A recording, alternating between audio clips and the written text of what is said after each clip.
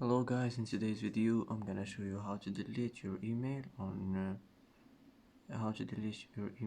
Facebook on your account on Messenger. Easy and quick.